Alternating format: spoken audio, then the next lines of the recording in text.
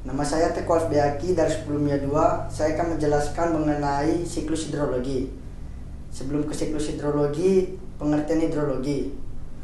Jika dilihat secara etimologi, hidrologi berasal dari bahasa Yunani, yakni kata hidrologia, yang memiliki arti ilmu air. Jadi, hidrologi dapat diartikan sebagai cabang ilmu geografi yang mengkaji mengenai pergerakan, distribusi, dan juga kualitas air di bumi. Kajian ini juga meliputi siklus hidrologi dari sumber daya air. Siklus air atau siklus hidrologi adalah siklus air yang tidak pernah berhenti dari atmosfer ke bumi dan kembali ke atmosfer melalui kondensasi, presipitasi, evaporasi, dan transpirasi. Bisa kita ketahui bahwa air sangatlah penting bagi kehidupan kita. Misalnya untuk minum, untuk mandi, dan juga bisa untuk mencuci pakaian yang kita gunakan dalam sehari-hari.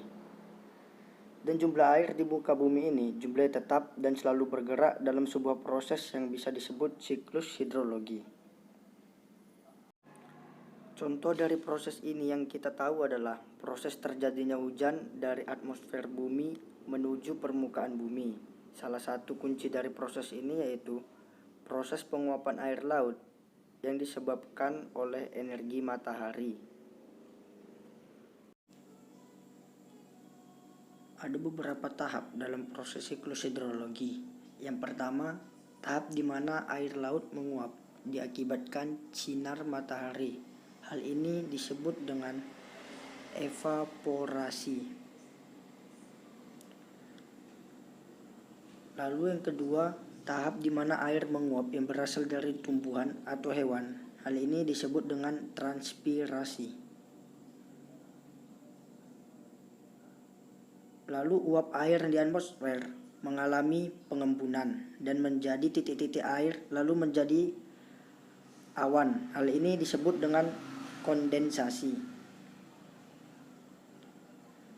Lama-kelamaan awan pun tidak bisa menahan air semakin banyak dan air turun kembali ke permukaan bumi. Hal ini disebut dengan hujan atau presipitasi. Lalu siklus hidrologi ini pun terjadi dengan berulang-ulang. Siklus air terbagi menjadi 3 bagian. Yang pertama namanya siklus pendek, yang kedua namanya siklus sedang, dan yang terakhir siklus panjang.